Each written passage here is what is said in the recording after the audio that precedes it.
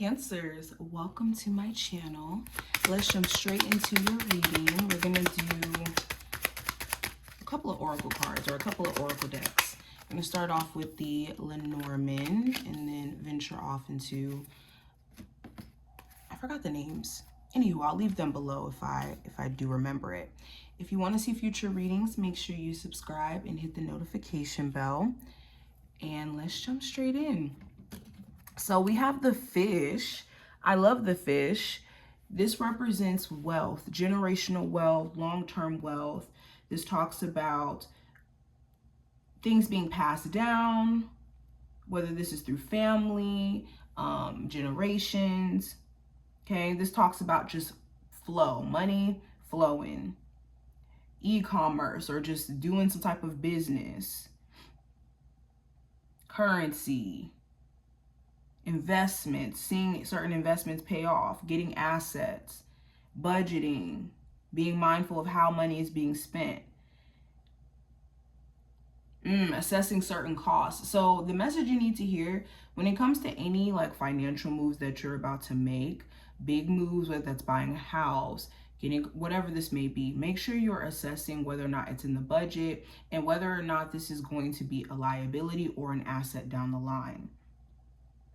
Also, a lot of you have been like wanting to make more money, experience more, financial abundance. It's important that you're going with the flow in the midst of like the outcomes, not trying to control the outcomes of what's happening around you more so, but putting your best efforts forth when it comes to, again, managing your money, showing up in your business instead of, pausing and taking breaks, questioning whether or not there is an opportunity for you to be successful.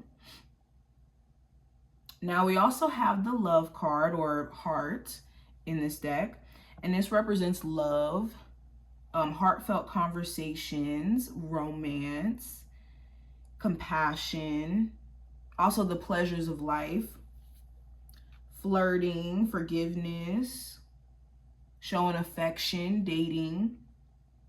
So there could be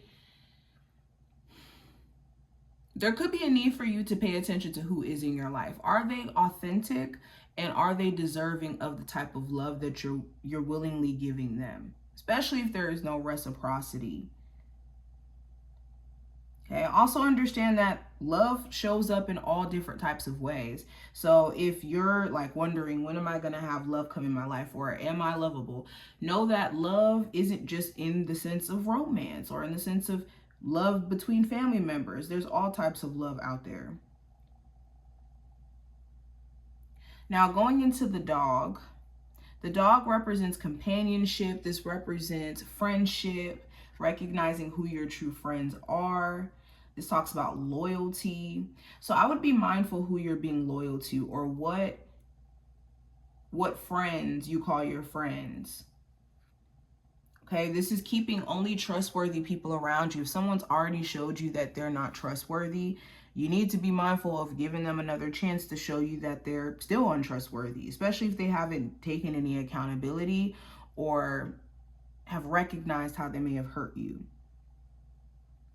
Okay, also go where you're supported. If you're feeling like you're not being supported in the midst of all the things that you're doing, and you wish that you had people that understood, you might have to surround yourself with different people. All right, let's get into it. We have commitment and the One Ring Circus that fell. So with commitment, again, this goes right back into what I was saying about the dog card. This is being mindful of what you're committing yourself to, and then what other people claim that they're committing themselves to when it comes to you as well. There's a whole bunch of people who commit to things knowing that they don't have any desire or willingness to actually follow through with maintaining that. People commit to cars every day and don't maintain it. People commit to a whole bunch of things, relationships, apartments, jobs, knowing that they need something in that moment, whatever that, thing may offer, and they don't really have the desires to, like I said, upkeep it. So be mindful.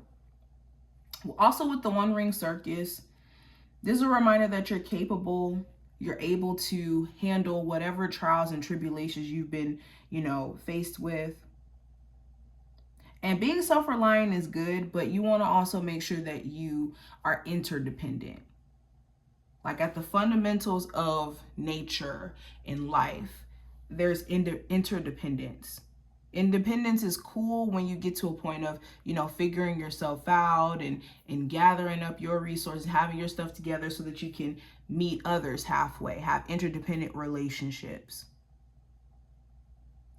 And in order to have that happen, you have to be, sustained all on your own in the first place. So independence is good when we're trying to get to interdependence, which is really the goal. Okay, but be discerning about who you allow in your space, just to allow them in your space. I also have the goblins, which represents addressing our fears and our worries and the things that keep us from doing the things that we want to do in life, and how fear essentially is an illusion, because what we could be fearing most of the time, it's usually things that won't even ever happen. But because it's in the back of our head, it controls our actions. Okay, and also understanding that the things that we've gone through, sometimes they can create these little monsters or these little voices in our head that trick us into believing that we're unworthy, or that we're victimized, or that we're unlovable. So whenever this starts to happen, you got to recognize that it's a monster in your head trying to tell you this narrative, or trying to convey this narrative that's not true.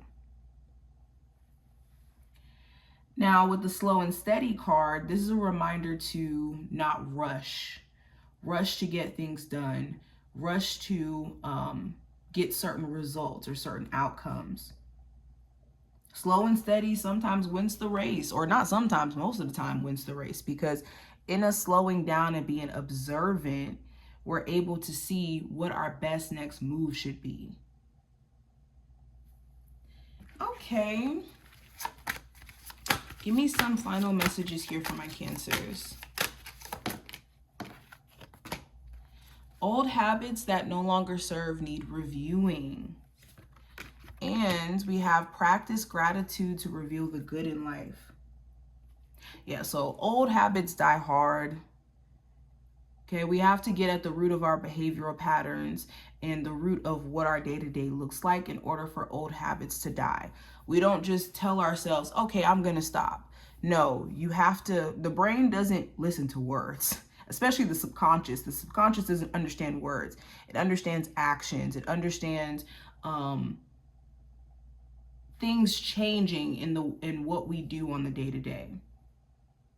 And a good way for us to do this is by practicing gratitude for where we're at. A lot of times, the habits that we occupy have a lot to do with us trying to avoid reality and trying to avoid our situation. But when we focus on what we are grateful for and the things that we could amplify, we're able to have better habits and have a better grip on our situation. So this is what I see. I hope that this was helpful and did give you insight. And I will talk to you in the next one. Bye, Cancers.